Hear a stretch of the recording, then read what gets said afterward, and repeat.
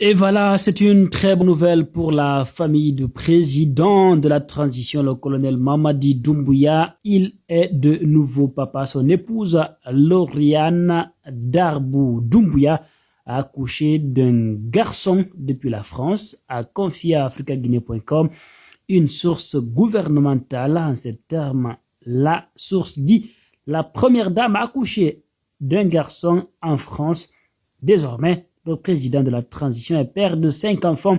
Et voilà une bonne nouvelle qui est à apprécier. Mais la question que l'on pourrait se poser, c'est celle de savoir quels sont les dessous de la nouvelle radiation de l'imam El Hadji Yahya Kamara de ses fonctions d'imam.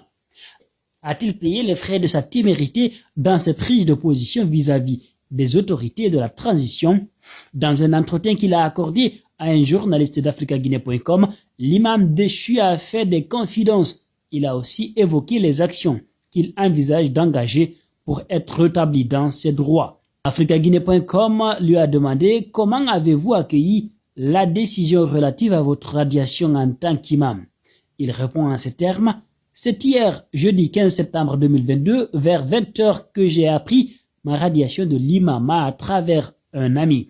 Mais ce qu'il faut dire, ce n'est pas la première fois qu'on prend de telles sanctions à mon encontre.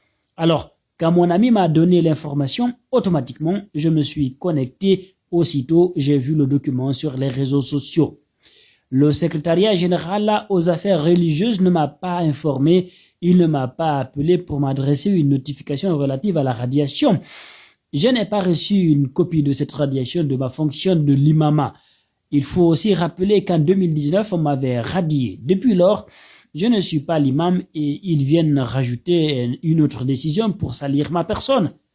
Mais de quoi est-ce qu'on vous accuse exactement? Je le jure, je ne connais pas la cause de ma radiation, mais je me rappelle avoir dit dans une de mes sorties médiatiques que le président de la transition, le colonel Mamadi Doumbouya, doit organiser des élections libres et transparentes et partir le plus tôt que possible. Que pensez-vous faire alors? J'ai vu mon avocat, Maître Salifou Biavogui, ce matin.